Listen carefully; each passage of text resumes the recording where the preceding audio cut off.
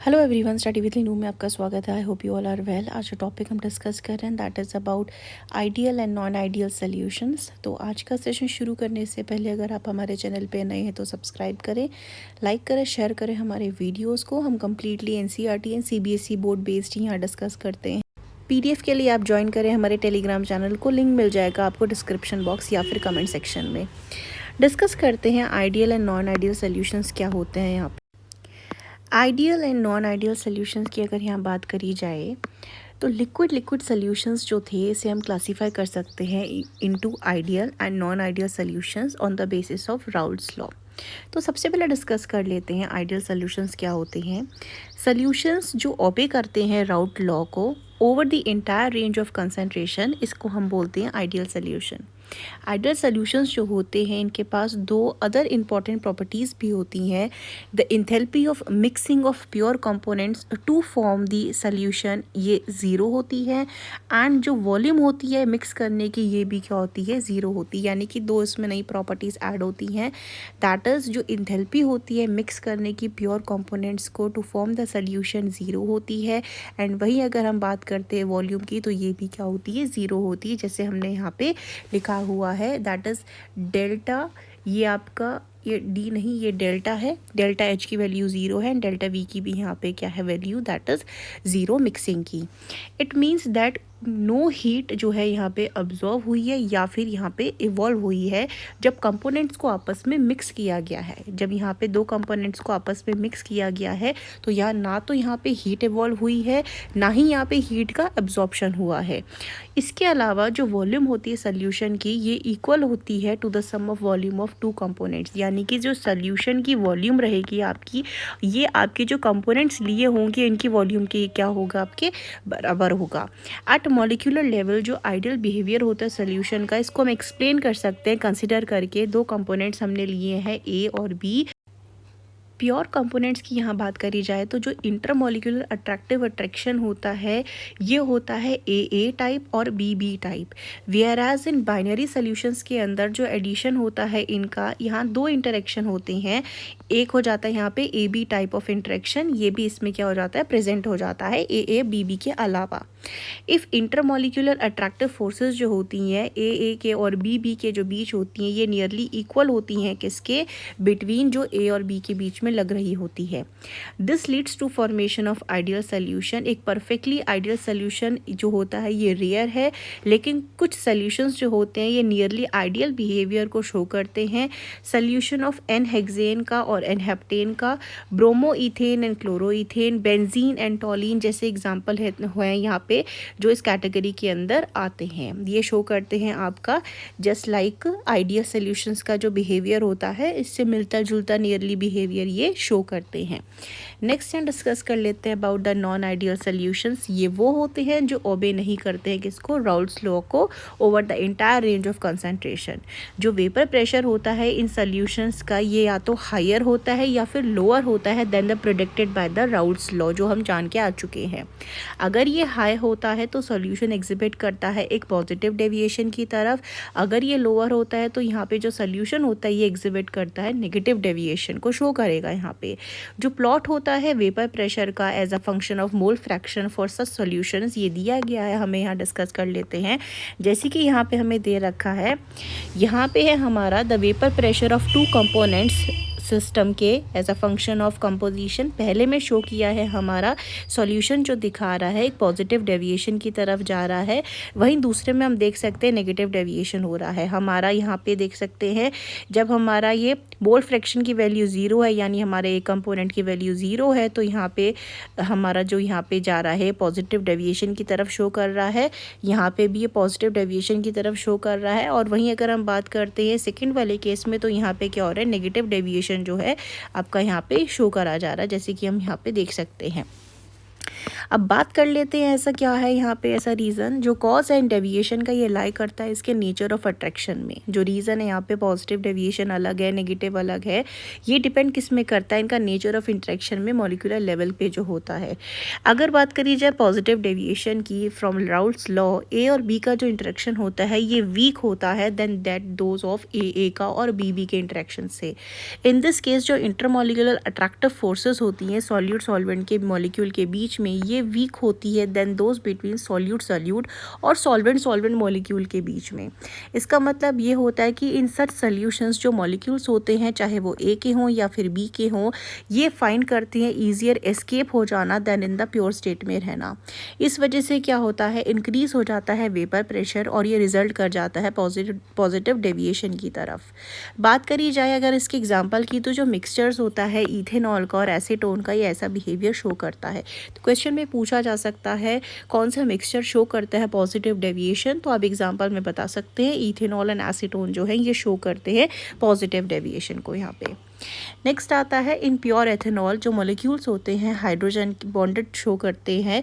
On adding acetone अगर इसमें बढ़ाया जाता है तो ये मॉलिक्यूल्स जो हो जाते हैं get in between the host molecule and break कर पाते हैं ये हाइड्रोजन बॉन्ड्स को इनके जो बीच के होते हैं। Due to weakening of interaction of solution ये शो कर पाते हैं पॉजिटिव डेविएशन को from the Raoult's law. In a solution formed by adding carbon disulphide to acetone जो डायपोलर इंटरेक्शन होता है इनके बीच में यानी सॉल्यूट सॉल्वेंट के बीच में मॉलिक्यूल्स का ये वीक हो जाता है than the respective interaction among the solute solute and solvent solvent molecule दस यहाँ पे क्या होता है पॉजिटिव डेविएशन फॉर्म होता है। वहीं अगर बात करी जाए नेगेटिव डेविएशन के बारे में फ्रॉम द राउल्ट्स लॉ तो जो यहाँ पे इंटरमॉलिक्यूलर अट्रैक्टिव फोर्सेस होती हैं बिटवीन ए और बी के बीच में, ये ए हमारा सॉल्यूट ले सकते हो बी हमारा सॉल्वेंट ले सकते हैं, ये वीक हो जाती है than those between A B and इसके वजह से क्या होता है वेपर प्रेशर आपका डिक्रीज हो जाता है resulting in the negative deviation. Example के बारे में बात करें तो यहाँ पे मिक्सचर हो जाएगा हमारे पास फिनॉल का और एनिलीन का। इस केस में जो इंटरमॉलिक्यूलर हाइड्रोजन बॉन्डिंग होती है between the phenolic proton and the lone pair on nitrogen atom जो कि एनिलीन में प्रेजेंट होता है। एनिलीन का फॉर्मूला होता है आपका C6H5 और ऊपर NH2, यहाँ लोन पेयर नाइट्रोजन के पास प्रेजेंट होते हैं। यहाँ पे क्या प्रेजेंट है lone pair of electron present होते हैं नाइट्रोजन एटम के पास, ये स्ट्रॉन्गर होते हैं than that of the respective intermolecular hydrogen bonding से बिटवीन सिमिलर मॉलिक्यूल्स के। सिमिलरली दूसरे एग्जांपल की बात करी जाए तो क्लोरोफॉर्म और एसीटोन जो होते हैं फॉर्म करते हैं सोल्यूशन को नेगेटिव डेविएशन के साथ from Raoult's law. This is because जो क्लोरोफॉर्म का मॉलिक्यूल होता है ये क्या होता है हाइड्रोजन बॉन्डिंग के लिए क्या होता है आपका शो करता है विद एसीटोन मॉलिक्यूल जैसे कि यहाँ पे दिखा रखा है। यहाँ पे हमारे पास प्रेजेंट है chloroform that is CHCl3 and ये एसीटोन का फॉर्मूला है, इनके बीच में क्या शो करी हुई है हाइड्रोजन बॉन्डिंग का यहाँ पे शो कर रखा है oxygen carrying the lone pair of electron. ये डिक्रीज़ कर देता है एस्केप करने की टेंडेंसी मॉलिक्यूल की। जब आप बॉन्डिंग बना रहे हो एक दूसरे के बीच में, दो मॉलिक्यूल के बीच में एक बॉन्डिंग हो रही है, hydrogen bonding is a strong bonding, तो ये क्या हो जाएगा एस्केप करना मॉलिक्यूल की जो टेंडेंसी होती है वो डिक्रीज़ कर जाएगी for each component and consequently vapour pressure क्या हो जाएगा यहाँ पे वो डिक्रीज़ हो जाएगा resulting in the negative deviation from the Raoult's law. कुछ लिक्विड्स जो होते हैं मिक्स करने में फॉर्म करते हैं एजियोट्रोप्स को which are binary mixtures having same composition in liquid and vapour phase and ये बॉयल करते हैं कांस्टेंट टेम्परेचर में। सच केसेस में ये पॉसिबल नहीं होता है सेपरेट कर पाना कंपोनेंट्स को फ्रैक्शनल डिस्टिलेशन के मेथड से। There are two type of azeotrope होते हैं called the minimum boiling azeotrope and maximum boiling azeotrope. जो सोल्यूशंस होते हैं शो करते हैं लार्ज पॉजिटिव डेविएशन को राउल्ट्स लॉ से फॉर्म करते हैं minimum boiling azeotrope at specific composition.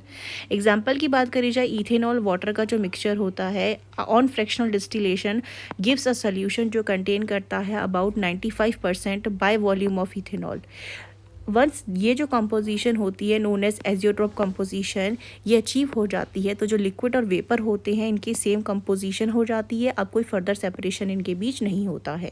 Solutions that show large negative deviation from Raoult's law बनाते हैं maximum boiling azeotrope at specific composition. Nitric acid और वाटर जो है इसके एग्जाम्पल होते हैं इस टाइप के एजियोट्रोप के। ये जो एजियोट्रोप होते हैं हैज़ अप्रॉक्सीमेट कंपोजिशन 68% इसमें नाइट्रिक एसिड होता है दैट इज HNO3 एंड 32% यहाँ पे वाटर होता है बाय मास, और इनका बॉइलिंग पॉइंट की अगर बात करी जाए that will be 393.5 kelvin. Next property आती है colligative properties and determination of molecular mass. हमने जाना है दैट वेपर प्रेशर जो होता है वो सोल्यूशन का डिक्रीज़ कर जाता है जब नॉन वोलेटाइल सॉल्यूट प्रेजेंट होता है, जैसे कि हमारा यहाँ पे सॉलिड हो जाएगा, इस सॉलिड में यूरिया हो गया, आपका ग्लूकोज हो गया, कुछ भी हो जाता है जब इसे हम ऐड करते हैं वोलेटाइल सॉल्वेंट में। There are many properties of solutions जो कि कनेक्टेड होते हैं डिक्रीज़ करने से वेपर प्रेशर के। सबसे पहला आता है इसकी अगर बात करी जाए तो relative lowering of vapour pressure of the solvent. दूसरा आता है depression of freezing point of solvent. तीसरा आता है elevation of boiling point of the solvent and last आता है osmotic pressure of the solution. ये सारी प्रॉपर्टीज़ डिपेंड करती है नंबर ऑफ सॉल्यूट पार्टिकल्स पे, रिस्पेक्टिव उनका नेचर क्या है relative to the total number of particles जो सॉल्यूशन में प्रेजेंट होते हैं। सच प्रॉपर्टीज़ को हम बोलते हैं कॉलिगेटिव प्रॉपर्टीज़। और कॉलिगेटिव वर्ड जो है ये आपका लैटिन वर्ड है, इसका मतलब होता है को मीन्स टुगेदर एंड लीगेर मीन्स बाइंड करना। यहाँ पे अब नेक्स्ट हम जान रहे हैं relative lowering of vapour pressure के बारे में। हमने जाना है वेपर प्रेशर जो होता है सॉल्वेंट का किसी सोल्यूशन के अंदर में ये कम होता है then that of the pure solvent. Raoult ने इस्टेब्लिश किया दैट जो लोअरिंग होती है वेपर प्रेशर की ये डिपेंड करती है on concentration of solute particles और ये इंडिपेंडेंट होती है उसकी आइडेंटिटी से। इक्वेशन 1.20 जो हम जान करके आ चुके हैं यहाँ पे हमें इस्टेब्लिश करती है relation between the vapour pressure of solution mole fraction of vapour pressure of solvent, जिसको हम ये लिख सकते हैं that is P1 into mole fraction 1 multiply करेंगे प्योर फॉर्म से सॉल्वेंट के जो हमने पहला लिया हुआ है। The reduction in the vapour pressure of solvent, reduction हम ले रहे हैं यहाँ पे डेल्टा P1 के फॉर्म में, दैट इज डेल्टा P1 हो जाएगा equal to P1 naught minus P1। ये हो जाएगा किसके बराबर P1 naught minus P1 not आपका जीटा 1 इक्वल टू बचेगा यहाँ पे सॉल्व करके that is P1 not into 1 minus zeta 1। Knowing that x2 जो है हमारा यहाँ पे that is 1 minus x1। Equation 1.3 जो है इससे रिड्यूस हो जाती है और वैल्यू मिलती है हमें डेल्टा P1 इक्वल टू आपका मोल फ्रैक्शन सेकेंड कंपोनेंट का दैट इन मल्टीप्लाई होगा किससे प्योर कंपोनेंट जो हमारा पहला वाला है। इन अ सोल्यूशन जो कंटेन करते हैं सेवरल नॉन वॉलेटाइल सोल्यूट्स का जो लोअरिंग होती है वेपर प्रेशर की इसकी डिपेंड करती है on sum of the mole fraction of different solution. इस इक्वेशन को हम ऐसे भी लिख सकते हैं that is delta P1 upon P1 naught equal to P1 naught minus P1 upon P1 naught that is equal to the mole fraction of second component.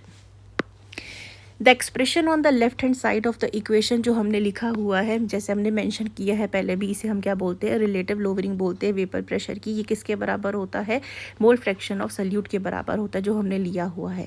अब equation को हम ऐसे भी लिख सकते हैं, इस फॉर्म में हम लिख सकते हैं P1 naught minus P1 upon P1 naught equal to mole fraction जो होता है क्या होता है number of solute upon total number of solute particle जो प्रेजेंट होते हैं that is N2 upon N1 plus N2। And यहाँ पे N1 N2 क्या है हमारे नंबर ऑफ मोल्स ऑफ किसके हैं यहाँ पे सॉल्यूट के एंड सॉल्वेंट के respectively in the solution. Dilute solution की अगर बात करें तो यहाँ पे हमारे पास जो N1 की वैल्यू होती है ये क्या हो जाती है ज़्यादा हो जाती है आपकी किससे सॉल्वेंट से सॉल्यूट से आपकी, क्योंकि N1 क्या रिप्रेजेंट करता है हमारा सॉल्यूट को सॉल्वेंट को रिप्रेजेंट करता है। हैंस यहाँ पे हम निगलेक्ट कर देते हैं किसको सॉल्यूट के अमाउंट को यहाँ पे निगलेक्ट कर देते हैं इन द डिनोमिनेटर। तो हमें जो ओवरऑल इक्वेशन मिल करके आती है that is equal to W2 multiply M1 upon M2 into W1। यहाँ पे W1 W2 जो होते हैं हमारे मासेस होते हैं, M1 M2 जो होता है ये मोलर मासेस होते हैं सॉल्वेंट के सॉल्यूट के।